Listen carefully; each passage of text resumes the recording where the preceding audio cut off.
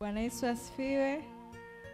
Amina. Hii ni picha ambayo tulipiga siku ambayo ilikuwa ni siku aliyokuja kutoa mahali kwetu. Kwa kweli hii siku ni siku ambayo nilikuwa na furaha sana kwa sababu tunakutana. Mimi na yeye tumekutana kazini, lakini kitu ambacho ni baraka kutoka kwa Mungu, wazazi wetu walikuwa marafiki wakiwa wanasoma Highland, best friends kabisa. Mama yangu pamoja na mama yake walikuwa ni best friends.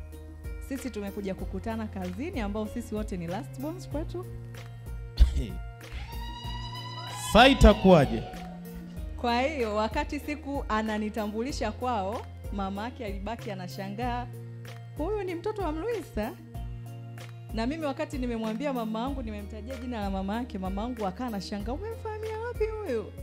Nikamwambia mama, utajua tu, ngoja kwanza. Kwa hiyo nashukuru Mungu ilitimia. Kwa hiyo ni siku ambayo napenda sana kuikumbuka na napenda sana kumpa hii picha ili na yeye aone kwamba ni siku ambayo aliweka alama kubwa sana moyoni mwangu. Hebu shemeji, hiyo picha inyoshe juu vizuri watu waione. Wakati anainyosha, mama naomba uje mbele. Na mama naomba uje mbele. Mama, tuseme za ukweli kabisa, hujawahi kumnongoneza rafiki yako kwamba tunafanyaje? Hebu tuambie, shuleni na mama ilikuwaje, nini unachokikumbuka, na ilikuwaje siku unaposhangaa kuona mtoto wa rafiki yako anakuja kutambulishwa? Bwana Yesu asifiwe. Kwanza namshukuru Mungu kuona Daudi kapata mchumba. Siku aliponiambia kwa amepata mchumba, nikasema usimtafute mwanamke wa kaskazini, afadhali mtafute mwanamke wa kusini.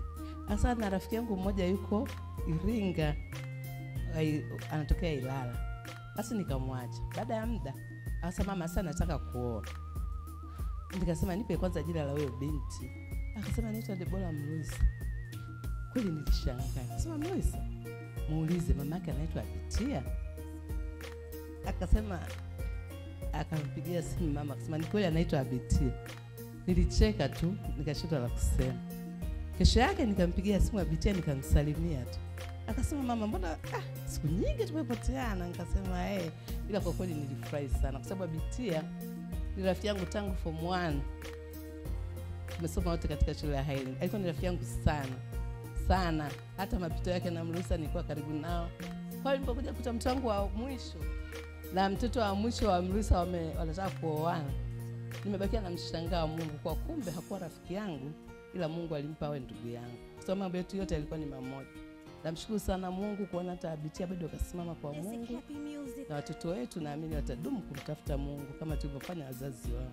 Pigeni mama makofi tafadhali. Sasa mama, mimi ninachojua ile shule ya Highland ni ungenge, wanafundisha kizungu. Kuonyesha pale mmesoma Highland kweli. Wewe maelezo yako hebu yapige kiungenge ungenge. The first time to see her there, what you felt? Ulifeel what?